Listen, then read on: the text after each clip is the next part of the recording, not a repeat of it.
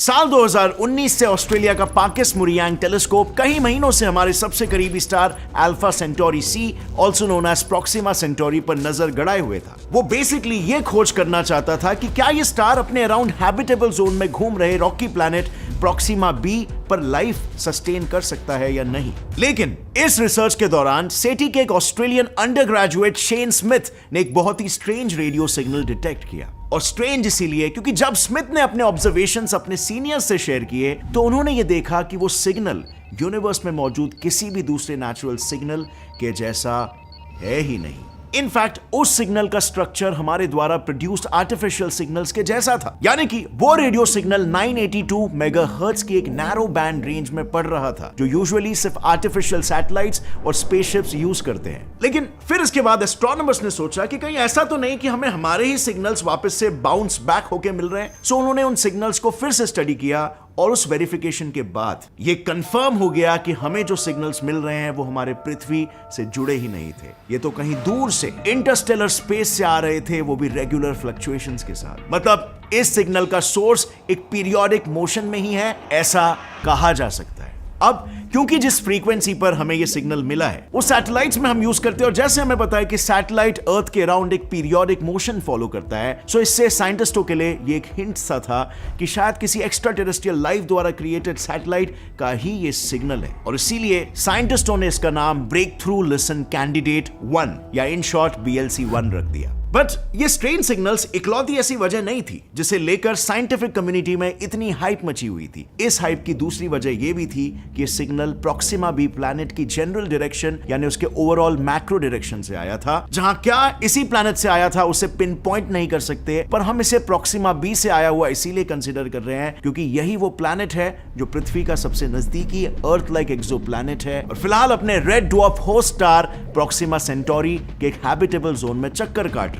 अब इस क्लेम को वेरीफाई करने के लिए स्मिथ और उसके मेंटोर्स ने टेलीस्कोप को प्रॉक्सिमा बी के जनरल डायरेक्शन से हटाकर देखा एंड सरप्राइजिंगली उनके ऐसा करते ही सिग्नल्स डिटेक्ट होना बंद हो गए। एंड ऑफ कोर्स इस चीज ने उनकी सभी डाउट्स क्लियर कर लिए और ये चीज तो प्रूव हो गई कि सिग्नल प्रॉक्सिमा सेंटोरी के ओर से ही आ रहा है। बट अगेन फ्रेंड्स, जैसे मैंने कहा जनरल डायरेक्शन में से, यानी कि ये सिग्नल उस पूरे अल्फा सेंटोरी स्टार सिस्टम में कहीं से भी जनरेट हो सकता है, राइट? सो फिर हम ये दावे के साथ कैसे कह सकते हैं कि ये सिग्नल्स प्रॉक्सिमा सेंटोरी बी से ही आ रहा है? इनफैक्ट इस स्टार सिस्टम का कुछ हिस्सा तो हमारे प्लैनेट के पूरे नॉर्दर्न हेमिस्फीयर से छुपा हुआ है। यू सी, क्योंकि हमारा पृथ्वी गोल है, हमें एक बार में कभी भी पूरा आसमान नहीं दिखाई देता है। हमारे होराइजन के पार आसमान का एक बहुत ही बड़ा हिस्सा हमेशा हमसे ब्लाइंड स्पॉट की तरह छुपा रहता है। Just like for example northern hemisphere में रहने वाले लोगों को सदर्न हेमिस्फीयर का स्काई नहीं दिखता है एंड वाइस वर्सा। यानी कि कुछ ऐसे स्टार्स हैं जो हम नॉर्दर्न हेमिस्फीयर में रह के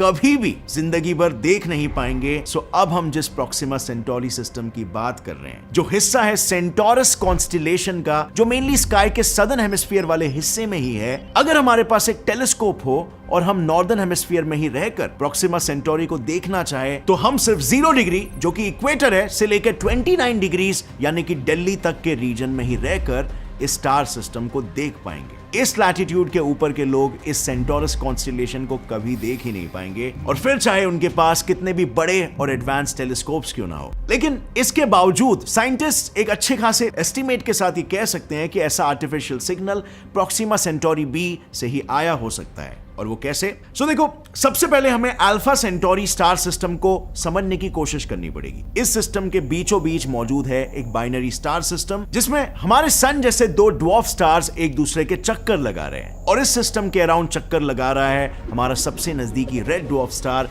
प्रॉक्सिमा सेंटोरी। इस पूरे सिस्टम में सिर्फ और सिर्फ प्रॉक्सिमा सेंटोरी के अराउंड ही एक्सोप्लैनेट्स डिटेक्ट हुए हैं, और उनमें से भी सिर्फ एक ही प्लैनेट इस रेड ड्वार्फ के हैबिटेबल जोन में फॉल करता है। यानी ऑल इन ऑल हर चीज बस इसी तरफ इशारा कर रही है कि स्ट्रेंज सिग्नल शायद ज्यादा स्पेसिफिकली इस प्रॉक्सिमा सेंटोरी के प्रॉक्सिमा बी प्लैनेट से ही आ रहे हैं। बट यहां पर भी एक प्रॉब्लम है। प्रोक्सिमा सेंटोरी एक रेड ड्वार्फ स्टार है जो यूजुअली काफी अनस्टेबल होते हैं। ये आए दिन एक्स-रेज जैसे आयोनाइजिंग रेडिएशंस एमिट करते रहते हैं। अब वैसे तो हमारा अर्थ भी हर साल सन से आ रहे एक्स-रेज को रिसीव करता है, लेकिन अगर दोनों को कंपेयर करें तो प्रोक्सिमा भी हर साल पृथ्वी से करीब 500 गुना ज्यादा एक्स-रे का डोज रिसीव करता है। और रेड ड्वार्फ्स की अनप्रेडिक्टेबिलिटी की वजह से कभी-कभी तो इससे भी ज्यादा।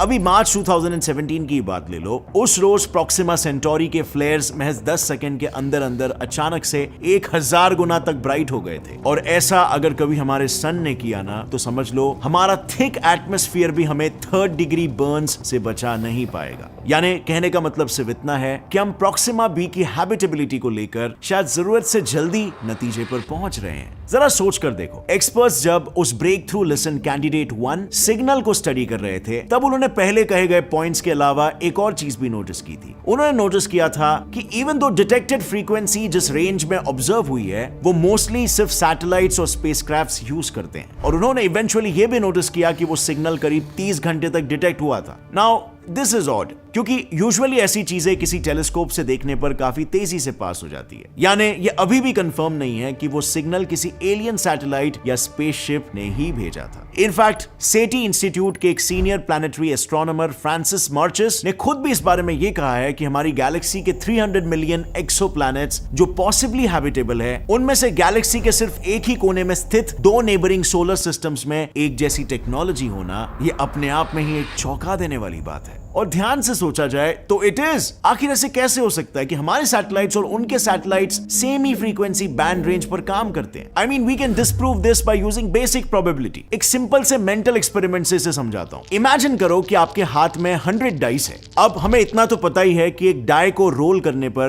किसी भी एक नंबर लेट्स से 6 के टॉप पर आने की प्रोबेबिलिटी होती है 1/6। यानी उस हिसाब से अगर हम 100 डाइस रोल करें तो उनमें से 16 डाइस का टॉप नंबर 6 ही होगा। अब अगर हम इसमें यह कंडीशन भी ऐड कर ले कि सभी सेम नंबर वाले 16 डाइस एक ही जगह पर गिरने चाहिए, वो भी फर्स्ट ही अटेम्प्ट में, तो अब कितने चांसेस है कि जो हम चाहते हैं वही होगा? Obviously even lower than the previous probability. यानी कहने का मतलब बस इतना है कि एक परफेक्ट आउटकम हमेशा एक रैंडम प्रोसेस का नतीजा होता है, जो एक ही वक्त पर एक ही जगह में आसानी से बार बार रिपीट नहीं होता। और यही रीजन है कि भले ही प्रोक्सिमा बी प्लैनेट हमारी पृथ्वी से काफी ज्यादा मिलता जुलता है, वहां एक इंटेलिजेंट लाइफ को खोज पाना अभी भी एक डाइसी गेम है। लेकिन शायद the most recently launch James Webb space telescope अपने ज्यादा एडवांस्ड और सेंसिटिव डिटेक्टर्स की मदद से हमें इस मिशन में हेल्प कर सकता है। दरअसल जस्ट पिछले ही साल एक पेपर रिलीज हुआ था जिसमें जेम्स वेब स्पेस टेलीस्कोप और जल्द ही लॉन्च होने वाली लुवॉयर स्पेस ऑब्जर्वेटरी की मदद से प्रोक्सिमा बी पर आर्टिफिशियल लाइट्स डिटेक्ट करने की बात की गई है। उनका यह दावा था कि क्योंकि प्रोक्सिमा बी अपने होस्ट स्टार से इतनी क्लोजली ऑर्बिट कर रहा है, तो जरूर प्रोक्सिमा बी भी हमारे चांद की तरह टाइडली लॉक्ड होगा। यानी ऐसे में there is still a possibility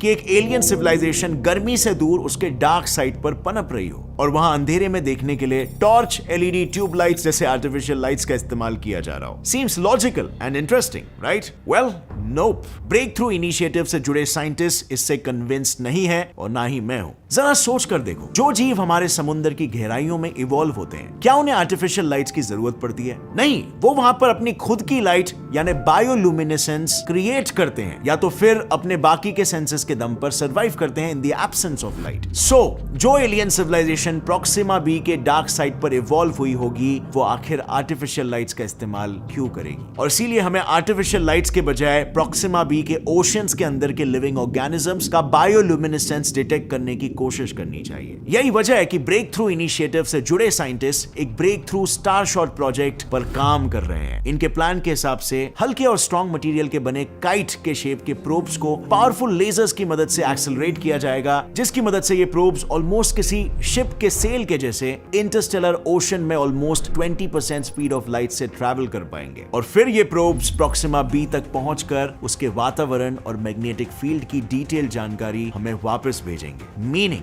हम ज्यादा अच्छे से जान पाएंगे कि प्रोक्सिमा बी हैबिटेबल भी है या फिर नहीं। लेकिन तब तक के लिए BLC-1 सिग्नल थोड़ा डाउटफुल ही रहेगा, जस्ट लाइक द 1977 वाला wow signal. Because the only thing जो हमें इस सिग्नल के बारे में पता है वो ये है कि ये सिग्नल पृथ्वी से करीब 1800 लाइट ईयर्स दूर सैजिटेरियस कॉन्स्टेलेशन के 2 मास 1928, 1982, 264, 0123 इस सन लाइक स्टार की दिशा से आया था। So is the Hunt for aliens still on? Well, definitely yes. दोनों वाओ सिग्नल और प्रॉक्सिमा सेंटोरी के डायरेक्शन से मिले हुए सिग्नल पर आज रिसर्चेस जारी है। ये सिग्नल्स एलियंस द्वारा ही बनाए गए थे। ये भले ही हम इस वक्त दावे के साथ नहीं कह सकते, लेकिन दिस थॉट कि यूनिवर्स में हमारी ही जैसी टेक्नोलॉजी यूज करने वाला कोई एक्स्ट्रा टेरेस्ट्रियल लाइफ एग्जिस्ट कर सकता है, ये हमें पूछने पर मजबूर करती है कि आखिर एलियन लाइफ दिखती कैसी होगी, वो उस पर्टिकुलर प्लैनेट के हिसाब से इवॉल्व कैसे हुई होगी। I mean, जब हम एलियंस को इमेजिन करते हैं, we imagine on a big head, skinny body, grey skin and बड़ी बड़ी आंखें, right? Which is scary, right? But उससे भी ज्यादा स्कैरी चीज तो ये हो जाएगी अगर एलियंस हूबहू हम इंसानों की तरह ही दिखते हो, और फिर हम ये कैसे बता पाएंगे कि कौन इंसान है और कौन aliens. And with that said friends, so आपको क्या लगता है फ्रेंड्स, जो सिग्नल हमें प्रॉक्सिमा सेंटोरी से मिल रहे हैं, क्या वो एलियंस के सिग्नल है या नहीं? उसके पीछे कोई और ही रीजन है? लिखिए अपना जवाब नीचे कमेंट सेक्शन में। और अगर इस वीडियो से आपको कुछ भी नया सीखने मिला तो एक लाइक जरूर ठोकना। See you next time friends, till then as always stay curious and keep learning. Jai Hind.